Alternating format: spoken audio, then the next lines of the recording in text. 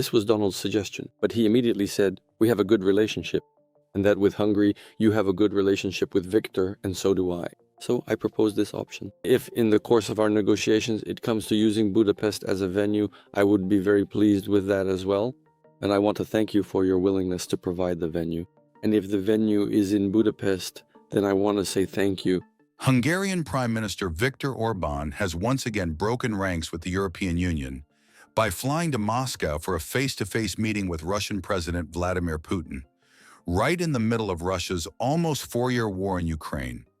This was Orban's second trip to Moscow since last year, and the visit has raised eyebrows across Europe. Orban is widely seen as Putin's closest ally in the EU, and today's meeting was all about one thing: energy. Orban said his top priority is securing cheap Russian oil and gas for Hungary, supplies that most EU nations have already cut and that the Trump administration recently sanctioned. But Orban, he negotiated an exemption. Just weeks ago, he met President Donald Trump in Washington and walked away with a carve-out from U.S. sanctions on Russian giants Lukoil and Rosneft. With that exemption in hand, Orban now said, all we need is oil and gas, which we can buy from the Russians. Inside the Kremlin, Putin welcomed Orban and made a striking comment. He's still willing to meet President Trump in Budapest. Trump and Putin agreed to a Hungary summit back in October, but Trump canceled it, saying he didn't want the meeting to become a waste of time amid ongoing fighting in Ukraine. Today, Putin and Orban discussed fresh energy deals and so-called peace efforts in Ukraine. Though critics argue the visit undermines European unity and sends the wrong message as Moscow continues its offensive, Hungary remains one of the only EU nations still buying large quantities of Russian oil and gas, even expanding those imports while Brussels pushes to end all Russian fossil fuels by 2027. Orban insists that without Russian energy, Hungary would face economic collapse, a claim many European leaders say is exaggerated. But one thing is clear: as Europe isolates Russia, Orban is doubling down, betting Hungary's future on Putin's pipelines, not Europe's pressure. Honorable Prime Minister, dear colleagues, allow me to warmly welcome you to Moscow. It is a pleasure to have you here. I am very glad to see you. We are regularly in contact. We often talk on the phone to discuss things, and our colleagues are constantly communicating with each other to make sure everyone stays informed. I am very pleased to note that despite all the difficulties of today, our relations are being maintained and continue to develop. We know well that there have been different periods in our history, but today they are based on the very best of what has existed in our relations and on pragmatism, on a pragmatic approach to the development of bilateral ties. Despite the fact that the situation in Russia is very difficult, we maintain friendly relations. We have known each other very well for a long time. Thank you for coming to see us. And I know that above all, in your work, you defend the interests of your country, Hungary, and the Jewish people. I hope that we will talk about future opportunities for cooperation and that we will work together. Our views on certain things, including international travel, may not always coincide. Our cooperation operates at the international level.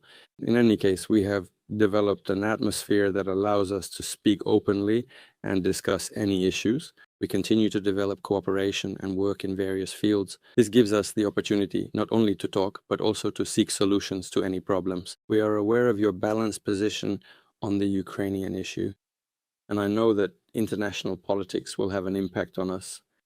Unfortunately, I have to state that over the past year, our trade turnover has somewhat decreased. First and foremost, of course, due to external restrictions, but it's still quite significant. A decrease of 23%. Nevertheless, it is important to note that we still have good future opportunities and prospects, and here there are issues and problems that require our discussion, and so we can continue to develop the economy. I'm very glad to see you. Welcome, once again. I'm very happy that here I can see, that I can receive. Dear President, first of all, I want to thank you for the opportunity to meet today. Honorable Mr. President, first of all, allow me to thank you for the opportunity to hold talks with you here today. This is the 14th time I have been able to meet with you as a minister. I think, given the current historical moment, we have truly accomplished a lot for development.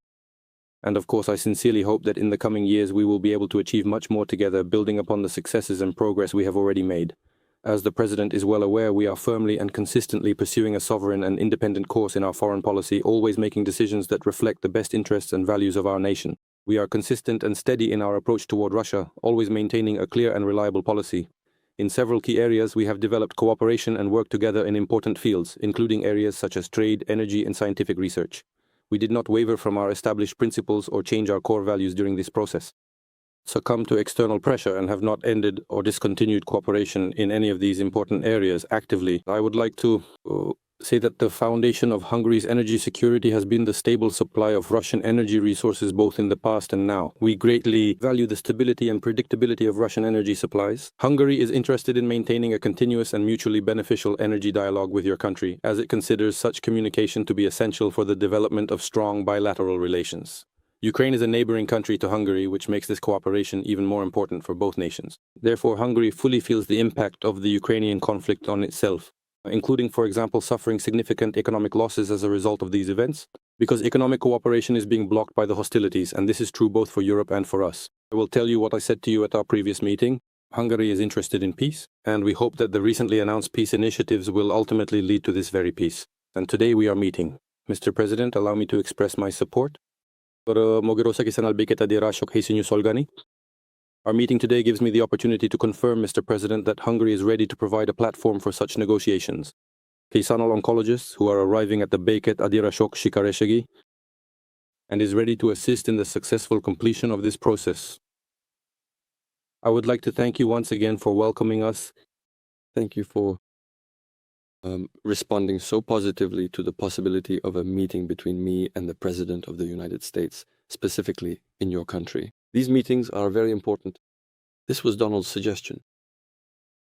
But he immediately said, we have a good relationship, and that with Hungary, you have a good relationship with Viktor, and so do I.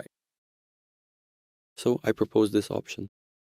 Of course, we are happy to sit down. And if in the course of our negotiations it comes to using Budapest as a venue, I would be very pleased with that as well. And I want to thank you for your willingness to provide the venue. And if the venue is in Budapest, then I want to say thank you. Earlier this month, Orban traveled to Washington for a meeting with U.S. President Donald Trump and discussed Hungary's energy security and the Ukraine peace deal.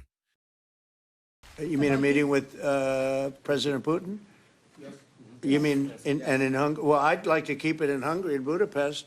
That meeting, it turned out I didn't want to do that meeting because I didn't think anything was going to be happening of significance. But if we have it, I'd like to do it in Budapest. Yeah, it'd be good. Meetings with Putin. We were talking about that with Viktor. He understands Putin and knows him very well.